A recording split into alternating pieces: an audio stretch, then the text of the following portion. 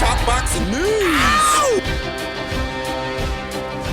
Okay, we'll start with this. The ongoing situation in the women's super bantamweight division, providing that Matchroom win the purse bid for Ellie Scotney versus Sugar Neeks. They're looking to do the fight February 25th at the O2 Arena, with unbeaten up-and-comer Johnny Fisher expected to feature. Johnny Fisher, a very popular young heavyweight in his own neck of the woods who has a loyal following. Scotney versus Johnson, a fight that I feel is arriving somewhat ahead of schedule. I don't think Ellie needs this fight right now, but there is a feeling that she's ready for it. Catford. Having shared the ring with several former champions, former champion in Maria Cecilia Roman, another in Jorgelina Guanini, having recently unseated and bested former EBU champion Mary Romero, a handful to most other fighters, but not to Ellie Scotney. Catford. The Catford woman has just a little over a handful of fights. I think she's only 24 years old, but she exhibits one of the highest ceilings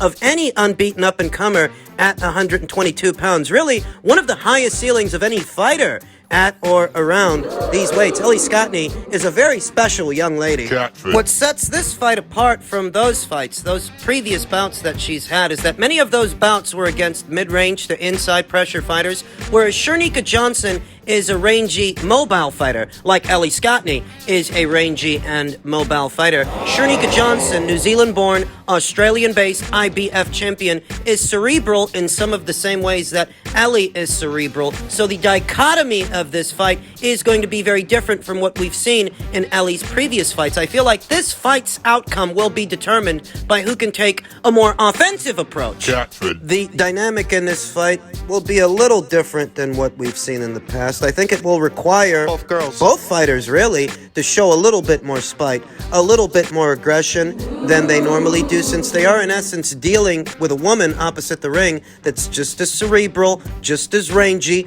just as mobile. It applies to Shurika just as much as it applies to Ellie. Ellie Scotney, who's weathered the storm against some very aggressive and spiteful fighters like Jorgelina Guanini, Maria Cecilia Roman, Mary Romero. These are characteristically aggressive fighters, and Ellie Scotney has the right ingredients, the right balance of both offense and defense to not only weather the storm, but show the cleaner work, whereas opposite the ring, Shurika, who's cerebral. With her, you might have to go for the gusto a little bit more. Penetrate the guard, force her into exchanges, essentially force her to fight, because if she has it her way, this is going to stay a boxing match. And in a boxing match between these two stylistically, it might actually be hard to separate them at times. So somebody's got to grab the bull by the horns and take the initiative, make the effort. Shurika Johnson's been around somewhat longer than Ellie Scotney. She certainly has more professional fights than Ellie, but the few fights that Ellie has had, invaluable experience in every single one of those fights. The Melis Ganglaw fight,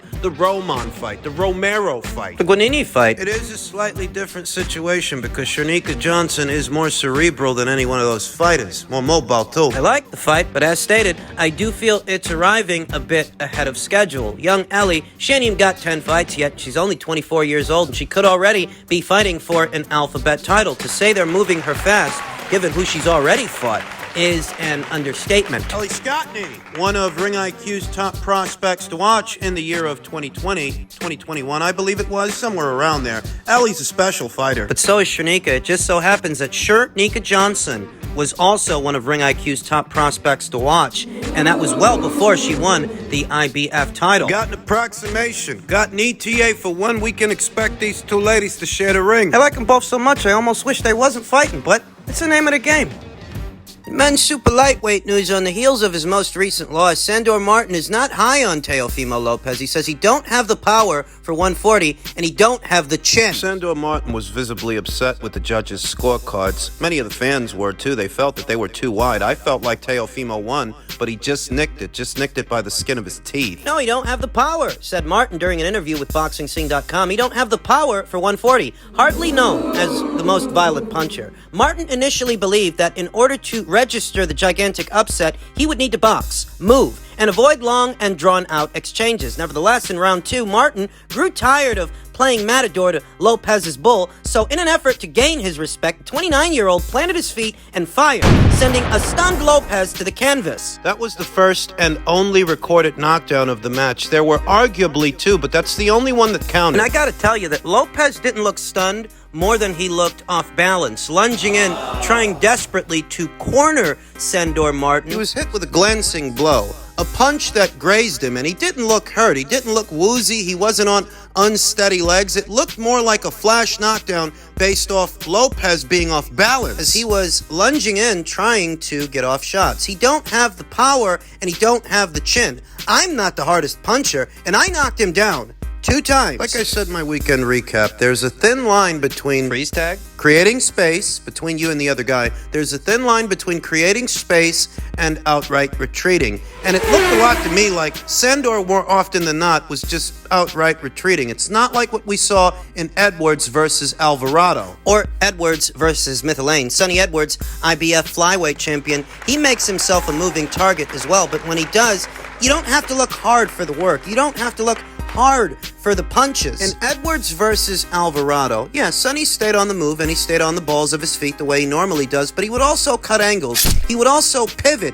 and get off punches from different angles, and you didn't have to look hard to see the punches. You just didn't get the sense in the fight that Sonny was playing freeze tag, whereas with Sandor, that's what I mean when I say that there's a thin line between creating space between you and the other guy, creating space, and outright retreating. In this fight, you got the sense that Sandor is spending a little bit too much time on the move, that he's just happy not getting hit. Even if he's not doing much hitting, even if he's not getting off very many punches himself. And in his own mind, that might have been enough to win the fight. But don't forget that you're the away fighter on this show. You think the people at Top Rank and you think the judges are looking to do you any favors? As stated, it's a thin line between creating space and outright retreating. The judges, they felt Teofimo looked busier, and he looked busier to me, so they gave him the fight. So Sandor, having shared the ring with him, says, not only does Teofimo Lopez not punch hard, he really can't take a punch either. Growing number of critics when it comes to Teofimo Lopez.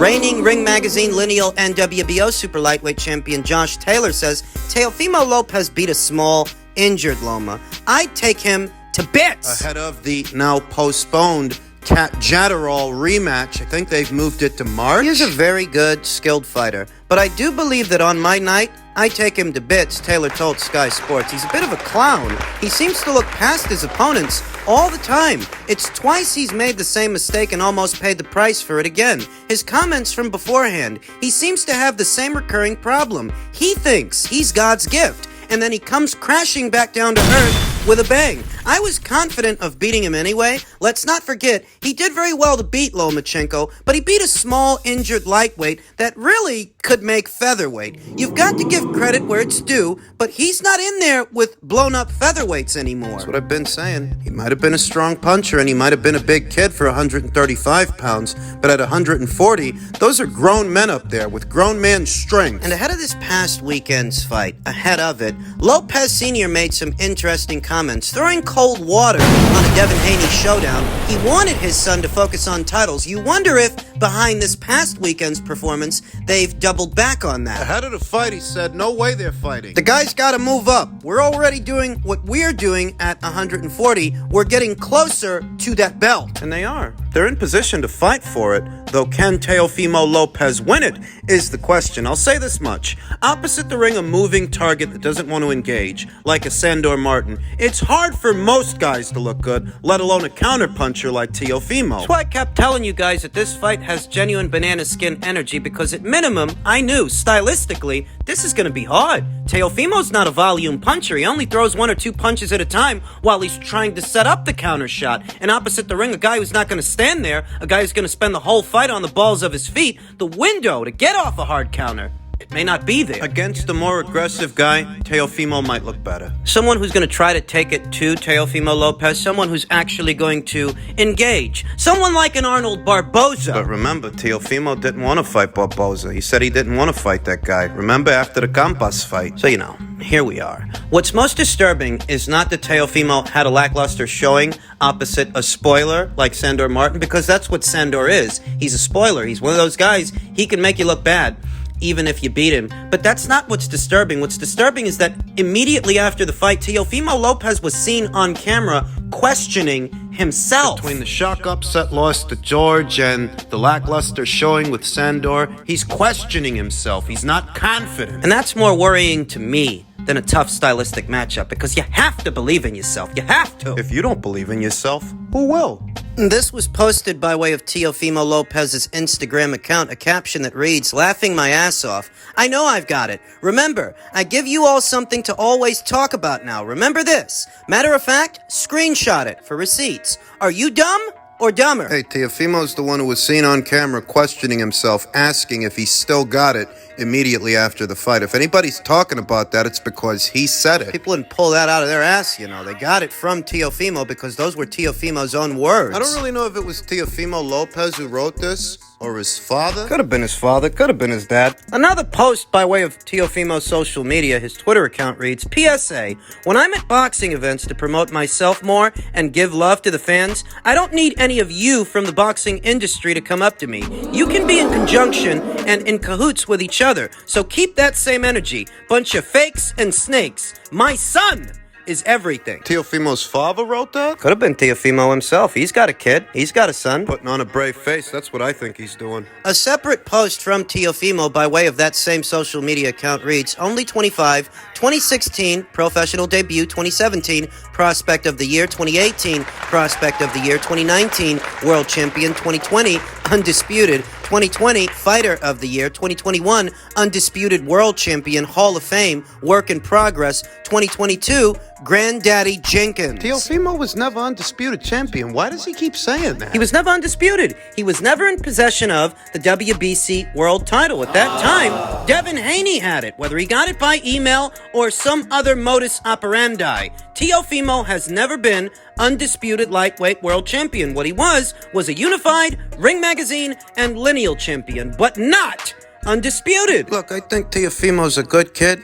He's a good young fighter, but he's dealing with a lot, and it shows up in his performances. I think that all of this talk about cornering an alphabet title, fighting for one, it's premature for Teofimo, and that's more or less what we're seeing. Ultimately, I just think the Sandor Martin fight was a tough stylistic matchup. That doesn't mean that Teofimo is suddenly a piece of trash, but he has to get things in order. Not just because of the Sandor Martin fight, but overall. You're at 140 now. You're not fighting blown up featherweights anymore, and those aren't teens and tweens up there with you. Those are grown men. There were certain realities immediately after the Lomachenko fight that I don't think Teofimo, his father, and his fans were willing to accept. That Vasyl Lomachenko, he was injured in that fight, and that had its role to play in his performance. He was injured, and he took the fight on anyway, and Teofimo won the fight, so credit to him. But don't overstate your victory. I said it then. Whatever happened with Vasyl Lomachenko at 135 is going to mean Bo Diddley at 140. 140 and the guys that are up there, that's a different kettle of fish. That's a different kind of gravy. Teofimo is finding that out. You think Sandor Martin's the toughest thing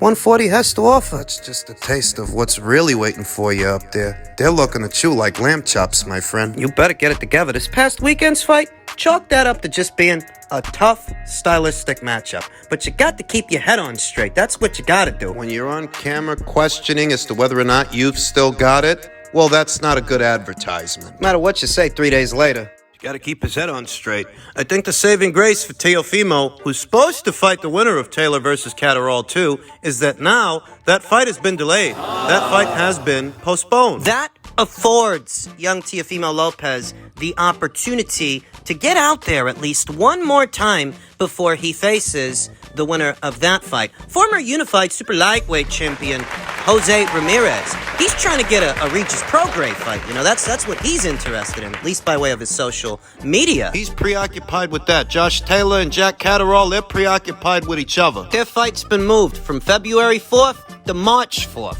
So he ain't got to worry about the winner of that fight for the time being. That affords him the chance, the opportunity to get out there and put distance between himself and the performance in the Sandor Martin fight. Perhaps take on Arnold Barboza. I heard something about Barboza potentially fighting Jose Pedraza. I read that fight was supposed to take place on the undercard of Navarrete versus Valdez, which was set to go down in February. We now know that Oscar's injured and he's not going to be fighting Emmanuel straight away. Emmanuel's going to fight Liam Wilson instead. Same date, same month. And Arnold will presumably still fight Jose Pedraza on that undercard. So you think about that schedule. If Arnold fights in February and the Taylor versus Catterrall fight happens in March, well, the winner of Taylor versus Catterrall 2 won't be readily available for Teofimo until at least the third or maybe even the fourth quarter of next year. There's enough time in there that Teofimo can take on someone else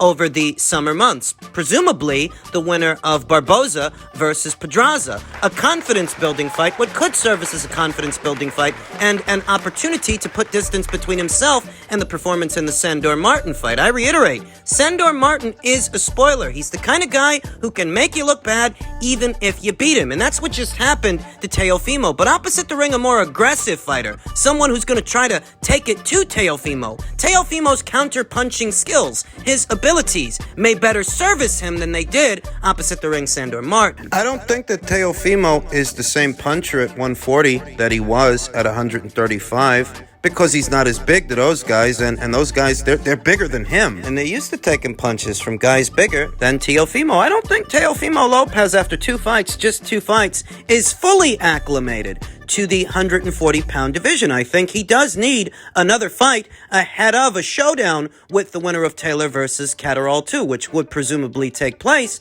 in the United Kingdom. He needs to have his wits about him. Moreover, he needs to be in good spirits and confident. Hiding out and waiting for the winner of that fight to emerge won't do anything for his confidence levels. He needs to get out there one more time. I think he does, and the postponement may be a blessing in disguise. Perhaps not for Josh Taylor or Jack Catterrall in their long overdue rematch. Perhaps not a blessing in disguise for them, but a blessing in disguise for Teofimo, because it buys him more time to acclimate to this weight. You know what they say? You're only as good as your last fight. Do you want your last fight ahead of what is your opportunity to become a 2-division champion? Do you want your last fight ahead of that fight to be the Sandor Martin fight? That's how you want to go into that thing? Is that how you want to do this? This affords Teofimo more time to acclimate. Moreover, this affords Teofimo more time to make improvements and additions to his corner, because he needs them.